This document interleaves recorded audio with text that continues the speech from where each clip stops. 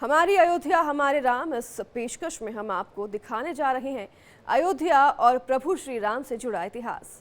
आपको कराएंगे अयोध्या के वैभव और गौरव का वो सफर जिसमें प्रभु राम के चिन्ह और कण-कण में उनके वास की गवाही देने वाले प्रतीक हैं। देखिए इस रिपोर्ट में।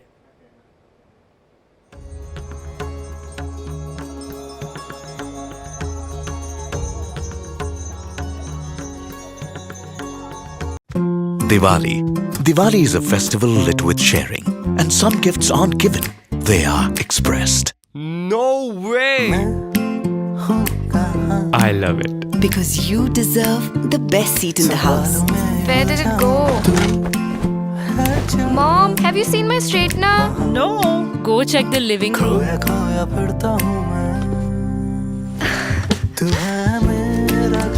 You light up every room you enter.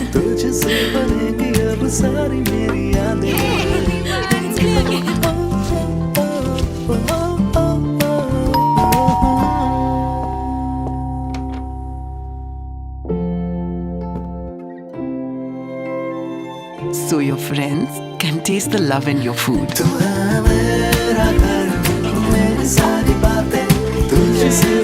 This Diwali, unwrap emotions with speaking gifts by Home Center. Ayodhya, Saryu तट पर बसी अयोध्या। भगवान श्री राम की अयोध्या, अंजनी पुत्र हनुमान जी की अयोध्या। कितने ही रूप और कितने ही परिचय तो हैं। भक्त और भगवान के बीच का भाव भी अयोध्या है, जिसे महसूस करने के लिए तो अयोध्या में रहें या ना रहें, ये भी जरूरी नहीं। इससे सरल परिचय भला अयोध्या का क्या हो सकता है। धर्म और अयोध्या एक दूसरे से जुड़े हैं। प्रभु श्री राम के इस धाम को जो दर्जा हिंदू धर्म में हासिल है, वो धर्म की प्राण वायु की तरह है, क्योंकि हिंदू शास्त्रों के 2 युगों का वर्णन और उनकी सजीव शाश्वत कथा कहने वाली कोई नगरी अगर सबसे पहले है तो वो अयोध्या ही है। हिंदू धर्म में जिन सप्तपुरियों का जिक्र किया गया है, उसमें पहला नाम किसी शहर का आता है तो अयोध्या का आता है। उसके बाद मथुरा, हरिद्वार, काशी, कांची, अवंतिका और द्वारका का आता है। सकल सुमंगल रामराज की कल्पना इसी अयोध्या का शासन संकल्प है, जिसने जन को शासन और व्यवस्था से जोड़ा है। अयोध्या का वैभव बीता नहीं, बल्कि हर बार नए रूप में उभरता है। राम की पैड़ी पर बैठ के आप कभी कल्पना करिए कि आप त्रेता युग वाली अयोध्या में उस वक्त क्या नजारा रहा होगा। ये सरयू जी का पानी और वो रामराज, जब खुद वो युग था जब प्रभु श्री राम अयोध्या में रहते थे, जिसकी कल्पना आज हम लोग करते हैं, वो राम राज्य था, जहाँ चारों तरफ सुख, शांति, समृद्धि थी और हर कोई प्रसन्न था, आनंदित था, क्योंकि वो प्रभु श्री राम की नगरी में थे और खुद साक्षात प्रभु श्री राम के वो दर्शन करते थे, जिसका वर्णन हमारे महाकाव्यों में, हमारे धर्म ग्रंथों में किया गया है। और उन चीज़ों को हमने पढ़ा, सुना, उसकी कल्पना हम लोग करते हैं। लेकिन आज की अगर हम अयोध्या की बात करें तो आज की ये जगमग अयोध्या देखिए, ये वो आज के युग में दर्शाने की कोशिश हो रही है। जब प्रभु श्री राम लंका विजय करके अयोध्या लौटे थे तो किस तरीके से उनके स्वागत में दीप सजाए गए थे। प्रभु श्री राम का इंतज़ार किया जा रहा था। और इसी तरीके से देखिए राम की पैड़ी, ये आधुनिक राम की पैड़ी है। और राम की पैड़ी में देखिए किस तरीके से ये अलग अनुभूति है। हर कोई आज यही कल्पना कर रहा है कि त्रेता युग में अयोध्या कैसी होगी, वो रामराज जिसकी परिकल्पना आज हर कोई करता है। ये तस्वीरें आप देखिए, ये राम की पैड़ी की तस्वीरें और जो ये बदली हुई दिव्य नव्य भव्य अयोध्या की ये तस्वीरें हैं। आज यहाँ पे आप ये तस्वीरें आप देखिए, यहाँ पे सैकड़ों लोग हैं, हजारों लोग हैं। अगर आप उनकी आंखों को पढ़ें, उनकी आंखों को देखें, समझें, तो आप समझेंगे कि हर कोई आज धन्य अपने आप को महसूस कर रहा होगा। यहाँ सरयू के तट पर सजने वाली दियों की कतारें हर साल अयोध्या के उसी वैभव का बिंब ही तो उकेरती हैं, जो हमें एहसास कराती है उस अयोध्या का, जब भगवान लंका विजय कर माता सीता के साथ अयोध्या लौटे और तब अयोध्या वासियों ने प्रभु श्री राम के इंतजार का वनवास खत्म कर अयोध्या को सूर्य के समान जगमग कर दिया। अयोध्या में आज की ये रंगीन रोशनियां हमें एहसास कराती हैं उन संस्कारों का जो वक्त के साथ बदले जरूर हैं, लेकिन उनके पीछे छिपी भावना में कोई बदलाव नहीं है। 14 वर्षों तक बिना प्रभु राम के रही अयोध्या का अंधेरा जब छटा तो कुछ इसी तरह वो घी के दियों से रोशन हुई। फर्क बस आज इतना है कि दियों से पहले अपने प्रभु के लिए भक्तों की जलाई ये दीपमाला इलेक्ट्रिक है और समय की जरूरत है। जब अयोध्या में आप कदम रखें तो इस बात का एहसास होता है कि प्रभु श्री राम ही है। ये जो आप धुन सुन रहे हैं सुबह शाम, ये धुन जय श्री राम जय सिया राम की जो धुन है वो इस बात का अलौकिक एहसास दिलाता है। सरयू घाट पर ये सरयू आरती आपको इस बात का एहसास दिलाती है कि ये वो अयोध्या है जो प्रभु श्री राम वाली अयोध्या है। और लगता है कि यहाँ के कण कण में प्रभु श्री राम हैं, वो हर क्षण अपने भक्तों को देख रहे हैं। माँ सरयू का घाट सजा हुआ है और इस बात का एहसास दिला रहा है कि उस दौर में जब त्रेता युग में प्रभु श्री राम यहाँ हुआ करते थे तो किस तरीके से माँ सरयू की आरती हुआ करती थी। यहीं पे चारों भाई आते थे, यहीं पे अयोध्या वासी आते थे और किस तरीके से जो राम राज था उसको यहीं पर लोग महसूस किया करते थे। और आज यहाँ आने के बाद इस बात का एहसास होता है कि प्रभु श्री राम यही हैं और उनको हम महसूस कर रहे हैं, उनको हम यहाँ देख पा रहे हैं। और जिस तरीके से ये देखिए ये सज्जा है, साज सज्जा है, ये इस बात का एहसास कराती है कि हम त्रेता युग में हैं। त्रेता युग की जो हम कल्पना करते हैं उसको साकार करने की एक कोशिश आज के युग में की जा रही है। अयोध्या का सौंदर्य उसके इतिहास से झांकता वो समय है जो गवाही देता है हजारों साल पुरानी उस परंपरा का जिसमें अपने भगवान के आने की सूचना है और उसके साथ प्रकृति से कदम ताल करती अयोध्या के श्रृंगार का स्पष्ट संदेश। अयोध्या का आज का ये नजारा आंखों में भले ही बसता हो, लेकिन अयोध्या का इतिहास हृदय में है। दोनों के बीच सेतु बनाता अयोध्या का गौरव पीढ़ी दर पीढ़ी लोगों को यहाँ खींच कर लाता रहा, कभी कर्म के बंधन के मोह में तो कभी मोक्ष की चाह में। अयोध्या से अंजनी सिंह के साथ ब्यूरो रिपोर्ट, इंडिया डेली।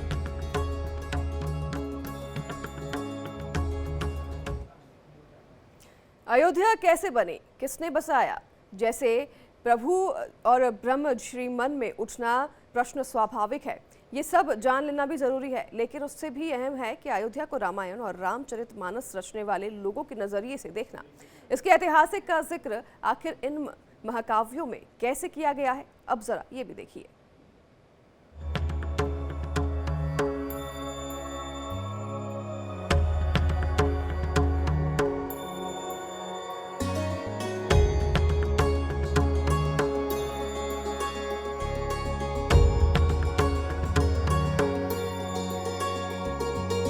इन तस्वीरों से अयोध्या का गौरव लौटा है। आधुनिकता से इतिहास की ओर ले जाता ये लम्हा याद दिलाता है अयोध्या के उस दौर को जब भगवान राम 14 बरस का वनवास पूरा कर अयोध्या लौटे और अपनी राजगद्दी संभाली। ये सच है कि अयोध्या की पहचान भगवान श्री राम से है, लेकिन अयोध्या का इतिहास भगवान राम से भी पुराना है, जिसका वर्णन हिंदुस्तान के 2 महाकाव्यों में मिलता है। पहला तो रामायण और दूसरा रामचरितमानस। रामायण लिखने वाले महर्षि वाल्मीकि ने इसका जिक्र किया है, जिसमें वो लिखते हैं, कोसलो नाम मुदित सफीतो जनपदो महान निविश सरयू तीरे प्रबुद्ध धन धान्यवान। इसमें महर्षि वाल्मीकि कहते हैं, कोसल नामक एक बड़ा और महान देश सरयू नदी के तट पर संतुष्ट जनों और धन धान्य से पूर्ण था। इसके साथ ही अयोध्या नगरी 12 योजन लंबी और 3 योजन चौड़ी थी। इस बात का भी वर्णन मिलता है, अयोध्या की सड़कों पर रोजाना जल छिड़काव और फूल बिछाने का विधान था। अयोध्या नगरी में बाजार, बड़े बड़े तोरण द्वार और नगरी की रक्षा के लिए अच्छे शस्त्र और यंत्र भी मौजूद थे। इस नगरी में गहरी खाई और दुर्गम किले थे। इसी वजह से इस नगरी को कोई भी शत्रु छू भी नहीं पाता था। आज के युग में महिला सुरक्षा की बात हो कि आज के युग में महिलाएं कितनी सुरक्षित हैं, उसको लेकर खूब डिबेट होती है, खूब चर्चा होती है। लेकिन प्रभु श्री राम के राज में यानी त्रेता युग में महिलाओं को लेकर क्या दशा थी। अब आप देखिए कि उस युग में महिलाएं कितनी स्वतंत्र थी, किस तरह की महिलाएं और उनकी जीवन शैली क्या थी, इसको लेकर महर्षि वाल्मीकि जी ने जो अपनी रचना रची थी रामायण, उसमें उसका जिक्र किया था। और इस वक्त मैं अयोध्या में हूँ और महर्षि वाल्मीकि रामायण भवन है। हालांकि इस वक्त ये बंद है, लेकिन फिर भी ये भवन अपने आप में बहुत कुछ कहता है, बहुत कुछ व्यक्त करता है। और महर्षि वाल्मीकि ने भी अपने महाकाव्य में लिखा था कि रामराज के युग में जो महिलाएं थीं वो स्वतंत्र थीं और अब इस नगर में वो स्वतंत्र रूप से विचरित किया करती थी। त्रेता युग की जो अयोध्या थी, उस अयोध्या नगरी की गलियों में महिलाएं उस दौर की स्वतंत्र विचरित किया करती थी। वाल्मीकि जी लिखते हैं अपने ग्रंथ में, महाकाव्य में, कि उस दौर की जो महिलाएं थीं वो अति सुंदर हुआ करती थी, रूपवती हुआ करती थी और वो स्वतंत्र थी, हर जगह विचरित करती थी। उन्हें अपने वर चुनने की स्वतंत्रता थी और वो पूरे नगर में भ्रमण किया करती थी। महर्षि वाल्मीकि जी लिखते हैं कि वो उस दौर में सिर्फ महिलाओं के ही नाट्य कार्यक्रम होते थे, नाट्य भवन हुआ करते थे, यानी महिलाएं स्वतंत्र थी, उस दौर में नाट्य किया करती थी। वाल्मीकि जी के अनुसार अयोध्या नगरी में कुओं में जल गन्ने के रस के समान भरा हुआ था। पूरी नगरी में जगह जगह उद्यान बने हुए थे। इस नगरी में कोई भी गरीब नहीं था। अयोध्या के नगरवासियों के पास धन, धान्य और पशुधन आदि की कोई कमी नहीं थी। महर्षि वाल्मीकि ने जिस अयोध्या का वर्णन किया है वो अयोध्या नगरी बेहद समृद्ध थी। सिर्फ महर्षि वाल्मीकि ही नहीं, रामचरितमानस जैसे महाकाव्य रचने वाले तुलसीदास ने भी अपनी पुस्तक में अयोध्या का जिक्र किया है। रामचरितमानस में तुलसीदास जी ने भी अयोध्या नगरी का बड़ी भव्यता के साथ वर्णन किया है। तुलसीदास ने प्रभु राम की अयोध्या नगरी का वर्णन बड़े ही भक्ति भाव से किया है। राम धामदापुरी सुहावनी, लोक समस्त विदित अधिपावनी, चारी खानी जगजीव अपारा, अवध तजय तनु नहीं संसार। गोस्वामी तुलसीदास रामायण के बालकांड में लिखते हैं कि प्रभु राम की अयोध्या नगरी मोक्षदायिनी और परम धाम देने वाली थी। जिस जीव की मृत्यु इस नगरी में होती थी उसका संसार से बेड़ा पार हो जाता था और फिर कभी संसार में जन्म नहीं लेना पड़ता था। प्रविश नगर की जय सब काजा, हृदय राखी कौशलपुर राजा। जब अयोध्या और प्रभु श्री राम की बात हो और ऐसे में गोस्वामी तुलसीदास जी का जिक्र ना हो तो इसके बिना ये पूरी कहानी अधूरी लगती है। गोस्वामी तुलसीदास जी ने महाकाव्य रामचरितमानस की रचना करके राम जी के इतिहास को, राम जी के भाव को आज भारत के कोने कोने तक, हर राम भक्त तक पहुंचा दिया। गोस्वामी तुलसीदास जी ने रामचरितमानस की जो रचना की उसको आज हर कोई पसंद करता है और तुलसीदास जी ने भाषा की जो बाधा है उसको भी खत्म कर दिया। गोस्वामी तुलसीदास जी ने अवधि में इस महाकाव्य की रचना की, जिसको आज भोजपुरी वाला भी पढ़ता है, जिसको आज हरियाणा वाला भी पढ़ लेता है, जिसको आज हर लैंग्वेज में बोलने वाला इस महाकाव्य को पढ़ता है और जिसके जरिए वो प्रभु राम को अपने करीब पाता है। इस वक्त अयोध्या नगरी में गोस्वामी तुलसीदास जी की प्रतिमा इस बात को दर्शाती है कि जिस तरीके से आज उन्होंने अपने महाकाव्य के जरिए प्रभु श्री राम और इस रामायण को जग जग तक, हर जन जन तक पहुंचाया, वो आज अयोध्या में उनकी मूर्ति विराजमान है और किस तरीके से उन्होंने इस महाकाव्य को रच के इसको लेकर एक इतिहास बना दिया और पूरी दुनिया में रामायण को प्रचलित कर दिया और रामायण पे सीरियल भी बने और इसको लेके तमाम धारावाहिक भी बने और जिसके लिए गोस्वामी तुलसीदास जी को इसका श्रेय जाता है।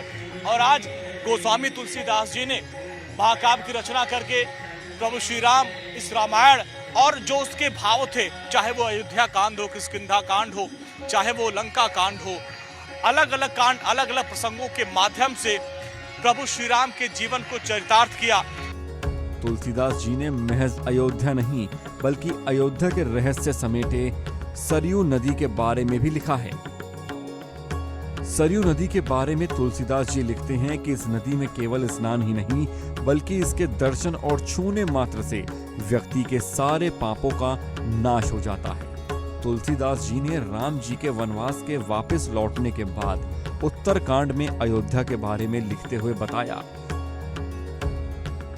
जात रूप मनि रचित अटारी, नाना रंग रुचिर गजधारी, पुर चहु पास कोटि अति सुंदर, रचे कंगूरा रंग रंग बर।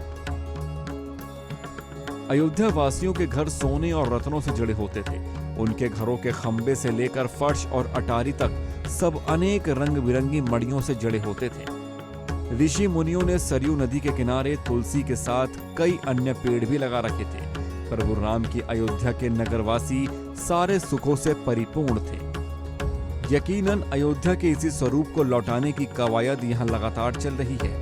राज्य सरकार हो या फिर केंद्र सरकार, अयोध्या के कायाकल्प के पीछे इसी दिशा में काम किया जा रहा है ताकि अयोध्या कितनी भी नई हो लेकिन उसका इतिहास वही हो जो त्रेता युग से चला आ रहा है। अयोध्या से अंजनी सिंह के साथ bureau report, India daily.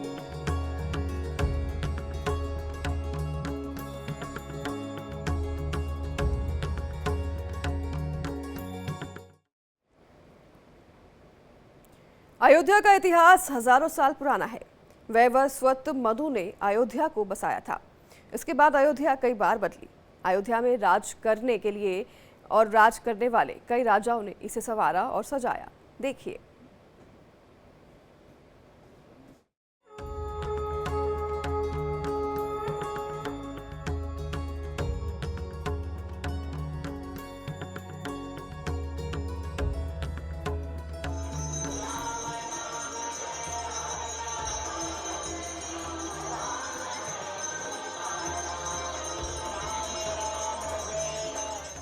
Ayodhya के इतिहास को अगर झांकना है तो आपको सरयू तट पर आना होगा, क्योंकि अयोध्या और सरयू एक दूसरे के पूरक हैं और ये इतिहास हजारों साल पुराना है, भगवान राम से भी पुराना।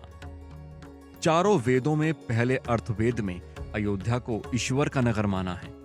सच तो यह है कि अयोध्या का संबंध न सिर्फ भगवान राम से है बल्कि यहां बौद्ध, जैन और इस्लाम धर्म का भी है।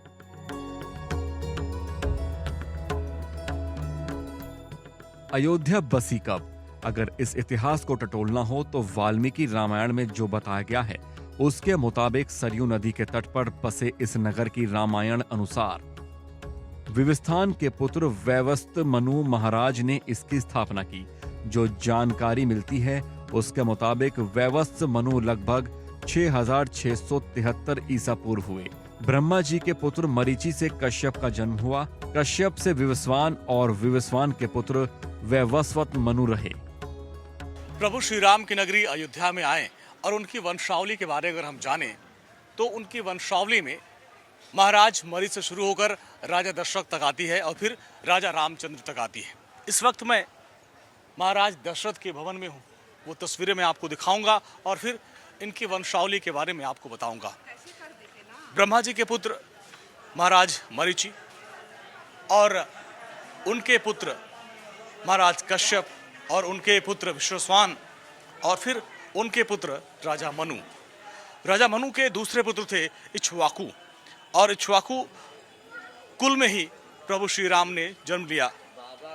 और ये देखिए, ये महाराज दशरथ का भवन है और आज भी उनकी यादें, उनकी निशानियां यहाँ पर मौजूद हैं।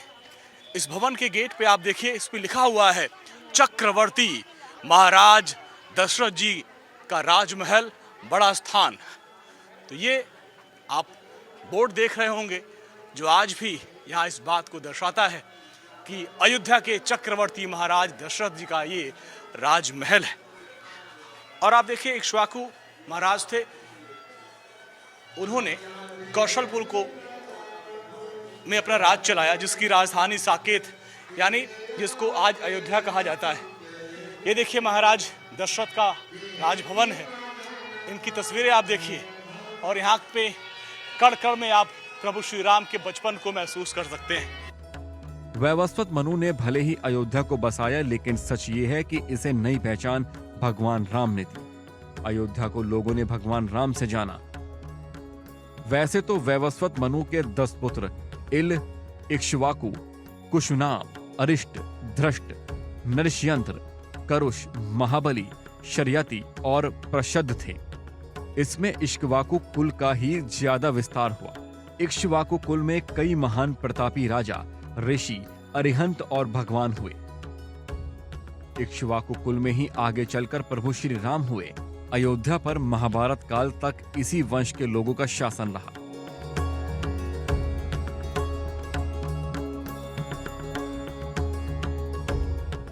स्कंद पुराण के अनुसार अयोध्या भगवान विष्णु के चक्र पर विराजमान है। उत्तर भारत के तमाम हिस्सों जैसे कौशल, कपिलवस्तु, वैशाली और मिथिला आदि में अयोध्या के इक्ष्वाकु वंश के शासकों ने ही राज्य कायम किए। अयोध्या और प्रतिष्ठापुर, जिसे आज झांसी के नाम से जानते हैं, इसके इतिहास का उद्गम ब्रह्मा जी के मानक पुत्र मनु से ही जुड़ा है।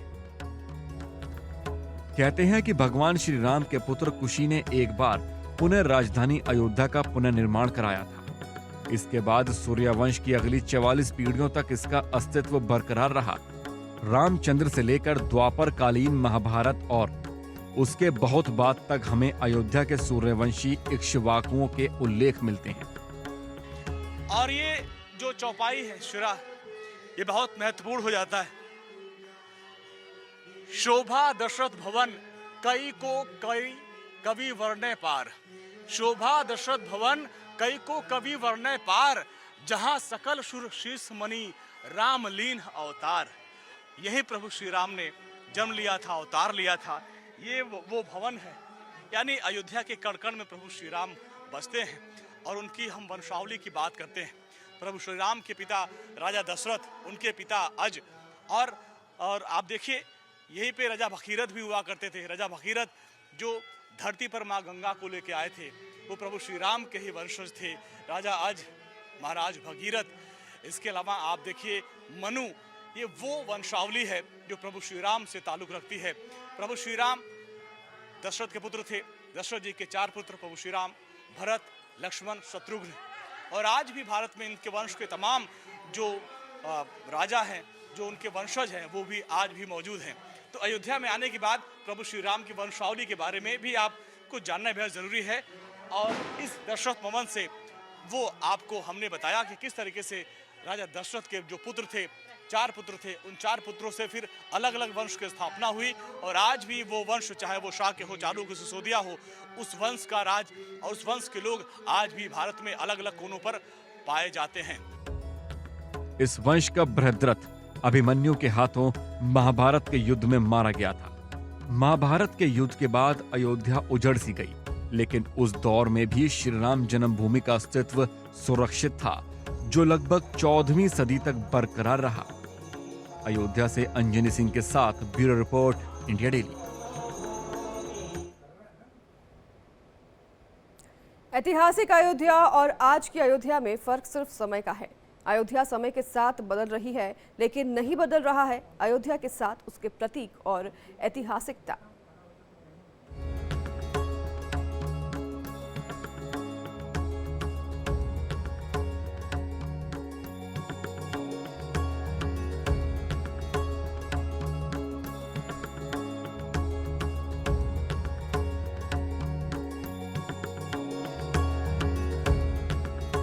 ये आज की अयोध्या है, जहां स्वयं भगवान राम बाल रूप से विराजमान है।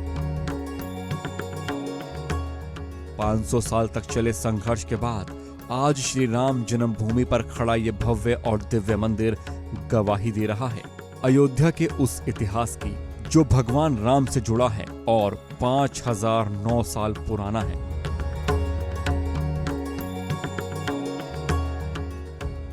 अयोध्या में मौजूद आज की निशानियों के जरिए अगर अयोध्या के इतिहास को खंगालना शुरू करेंगे तो कई ऐसे ठिकाने हैं जो ये बताते हैं कि अयोध्या के कण-कण में किस तरह राम का वास है।